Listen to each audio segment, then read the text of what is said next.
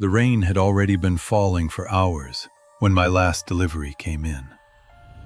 It was a heavy summer storm, the kind that makes the roads shine black under streetlights and turns every empty street into something that feels too quiet. I was 17 and had only been working at the pizza shop for a couple months. I took the job to earn some money and feel a little more grown up. Most nights were simple. I drove the same streets, dropped off food to the same houses, and went back for the next order. Weekends were different. The store stayed open until 2 in the morning, and people ordered more when the weather was bad. That Saturday had been busy non-stop. The older drivers complained about the rain, but I did not mind. More orders meant more tips. By midnight, though, it finally slowed down. I stood inside the shop near the ovens, feeling the heat on my face, wishing the night would end soon. Then another order printed out. The address meant nothing to me. It was 20 minutes away, outside the main part of town, near the wooded area where houses sit far back from the road. I grabbed the pizza, put it in the insulated bag, and walked out to my car. The parking lot was almost empty. Rain tapped hard against my windshield as I pulled away. The roads were empty. No headlights behind me. No cars coming toward me.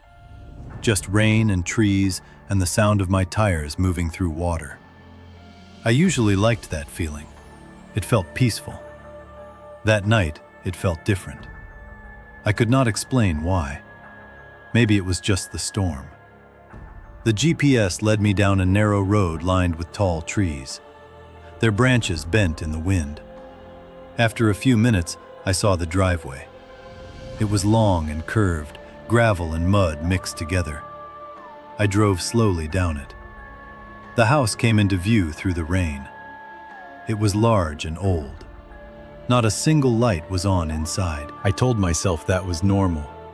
Some people keep their lights off late at night. I turned off my engine and sat there for a moment. Rain hit the roof of my car in steady waves. I reached for the pizza bag. That was when I saw movement upstairs. A curtain shifted, just a little. I froze.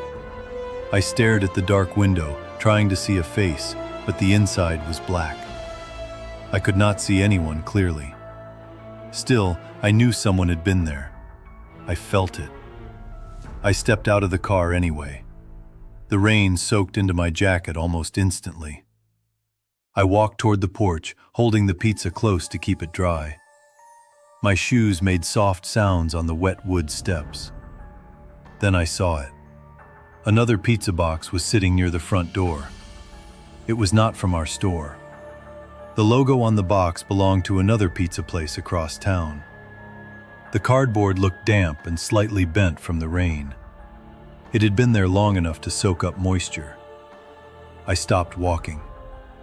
If someone had already ordered pizza, why order again from somewhere else? And why leave the first one outside? I stood there for a few seconds, listening to the rain and my own breathing. Then I knocked on the door. The sound echoed inside the house. Right after I knocked, I heard something move inside. A soft shift, like a foot sliding on wood. Then silence. I waited. Nothing happened. I knocked again, harder this time. Silence again. I felt a strange tightness in my chest. I knew someone was inside. I had seen the curtain move. I had heard something. I pulled out my phone and called the number on the order. I held the phone to my ear. A ringtone started playing from inside the house. It sounded close. Too close. Like it was only a few feet away from the door. The ringing went on for several seconds. No one answered. The rain felt colder now. My hands felt slippery against the pizza box. I did not like standing there anymore. Every second felt longer than it should. Then I heard a voice from behind the door. It was a woman's voice, low and rough. It sounded strained, like she had been yelling earlier or had a bad cough. The voice said the door was broken and told me to bring the pizza around to the side porch. My heart started beating faster. If the front door was broken, why had I heard movement right behind it? Why was the phone ringing so close to me? I stepped off the porch and walked around the side of the house. There was no roof over that path. Rain poured down on me in the pizza box. My jeans were soaked in seconds. The side door came into view. It looked old and unused. Dirt covered the frame. I saw thin spider webs in the corners. The light above it did not work. The bulb was dark. I stopped a few feet away. If this was the door they used, it did not look like it. I stood there in the rain. I waited to hear footsteps coming toward the door. I waited to hear a lock turning. I heard nothing. The trees behind the house moved in the wind. I could barely see past them. The yard stretched into darkness. No streetlights. No neighbors close enough to see anything. A strong feeling came over me. I was not alone outside. I felt watched. Not from the house, from somewhere behind me. I did not turn around right away. I was scared that if I turned too fast, I would see something standing near the tree line. I felt exposed, like I had walked into the wrong place at the wrong time. My mind started racing. The first pizza box on the porch, the dark windows, the phone ringing near the front door, the unused side entrance. It did not make sense. I took one slow step backward. The feeling grew stronger. Like someone was standing in the yard, waiting for me to come closer to the side door, waiting for me to stand still. I imagined someone moving quietly between the trees. I imagined hands reaching out of the dark. My chest felt tight. My throat felt dry, even though rain ran down my face. I dropped the pizza. The box hit the ground with a soft, wet sound. Then I ran. I did not look back. I ran straight to my car, pulled the door open, and got inside. My hands shook so badly that I almost dropped my keys. I locked the doors immediately. For a moment, I just sat there, breathing hard, staring at the house. Nothing moved. No lights turned on. No one came outside.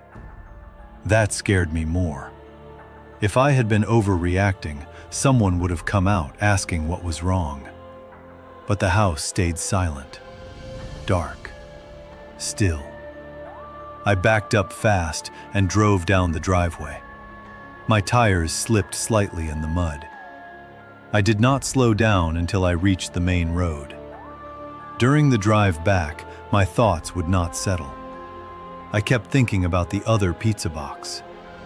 Maybe another driver had come before me. Maybe he had felt the same thing and left. Maybe whoever was inside needed two chances. The more I thought about it, the more one idea stayed in my head. The woman's voice sounded forced, like someone trying to sound calm. What if she was not alone in that house? What if someone else had been standing outside while I walked around to the side? That yard had been big enough for someone to hide easily. I still work at the same pizza shop. Most nights are normal. I drive the same roads. I see the same houses. But sometimes, when an address pops up that is far from town, my hands feel cold on the steering wheel. I think about that dark house in the rain. I think about the trees moving behind me. And I know that if I had stood there just a little longer, something in that yard might have stepped forward.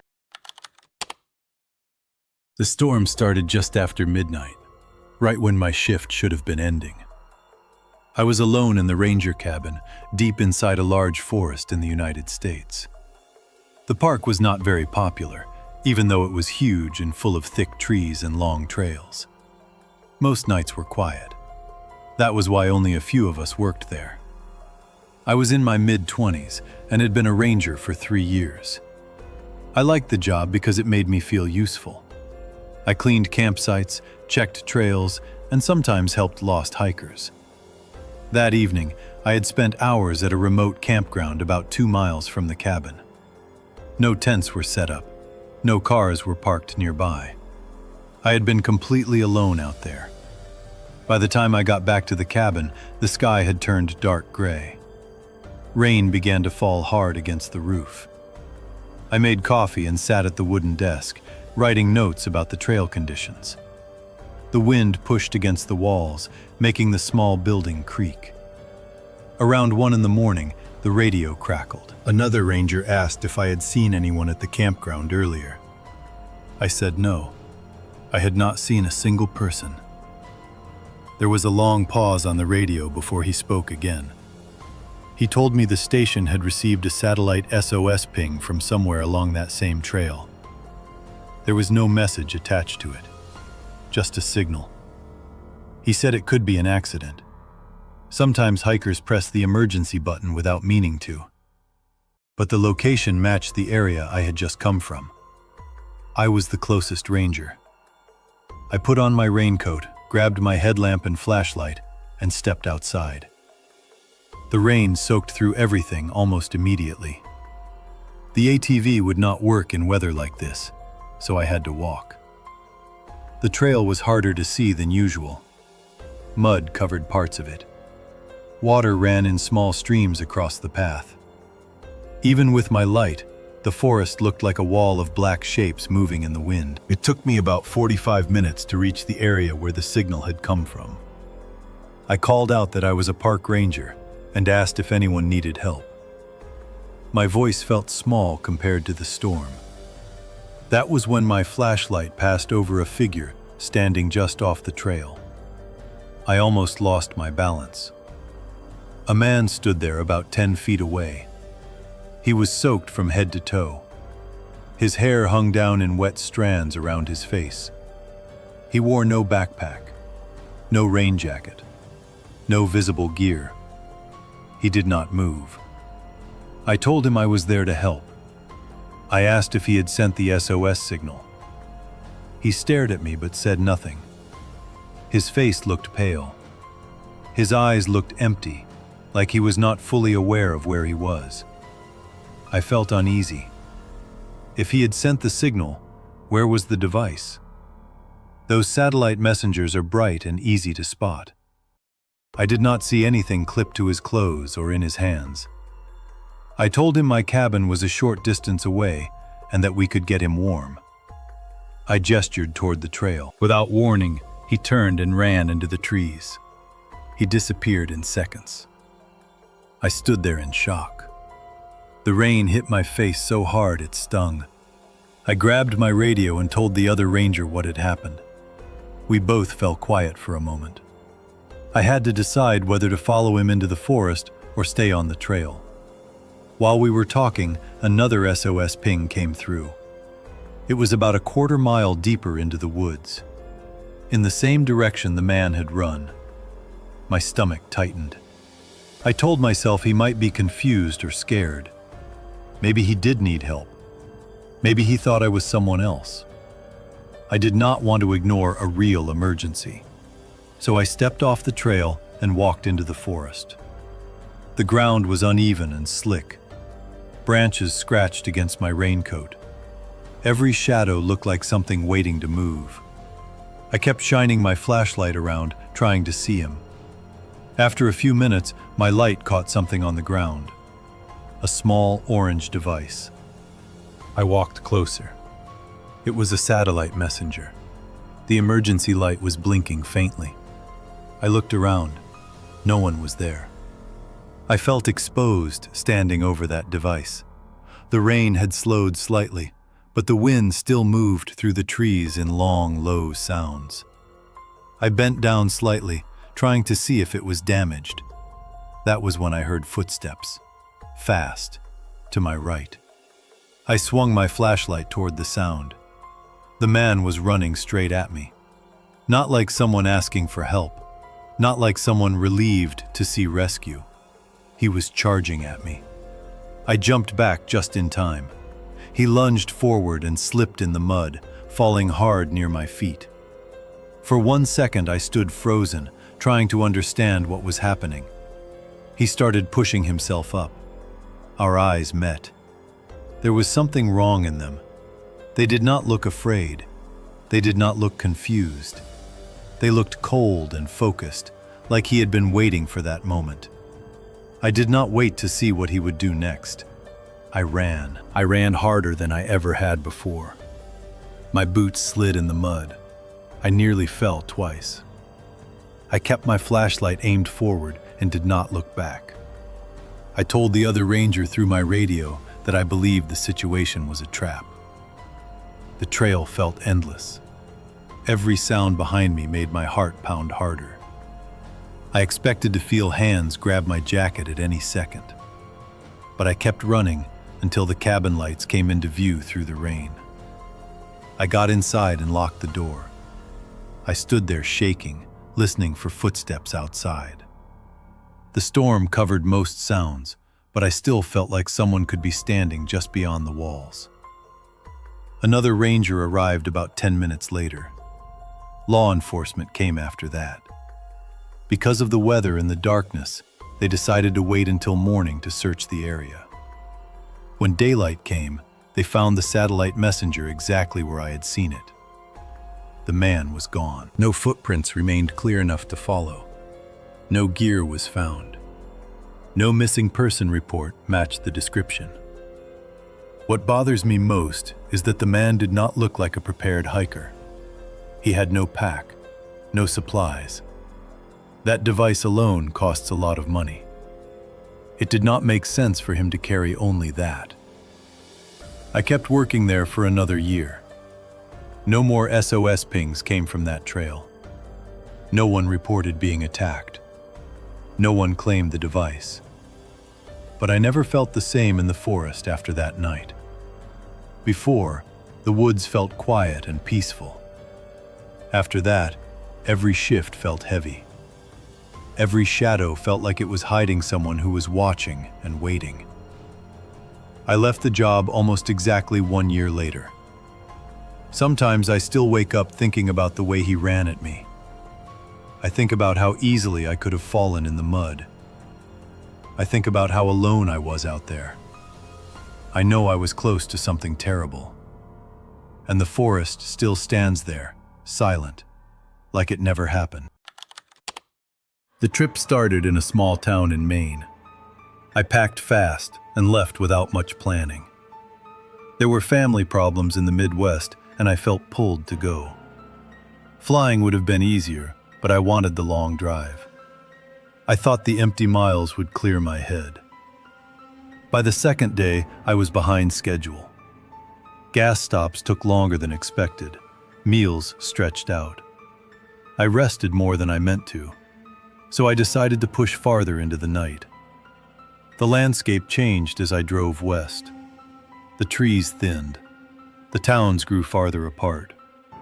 Soon there was only flat land and long highways cutting through it. The sky looked wide and exposed. When the rain began, it started softly, almost gentle. Then it built into a storm. Driving through rain can feel calming. That night, it did not. The road was nearly empty. The headlights only showed a short stretch ahead before everything dissolved into black. Thunder rolled low and steady, like something moving across the sky. When the storm grew too heavy, I pulled into a rest stop. It sat alone beside the highway, lit by tall lamps that flickered in the wind. No other cars were parked there. The building looked clean and recently maintained. I ran inside, used the restroom, and came back out quickly. Back in the driver's seat, I leaned it back and listened to the rain hammer the roof. The sound became steady and hypnotic. I closed my eyes for what I thought would be a short rest. A violent crack of thunder woke me. Light flashed through the windows, followed by a shake that made the whole car tremble.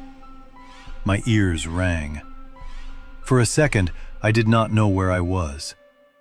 The clock on the dashboard read 12:05 a.m. Rain still poured down hard. The parking lot remained empty. I took a breath and turned slightly to stretch. That was when I noticed something wrong. The rear passenger door was open, not wide open, just slightly cracked, enough for rain to soak the seat and floor. Water dripped steadily inside.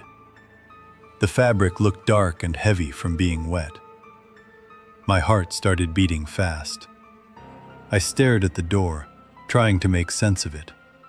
I was certain I had not opened it. I had been alone.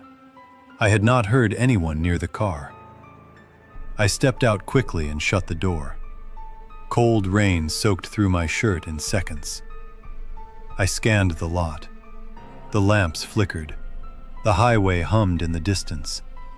No vehicles, no movement. I got back inside and locked every door. The inside of the car felt different now. Smaller, like the air had changed. Someone had opened that door. Nothing was missing.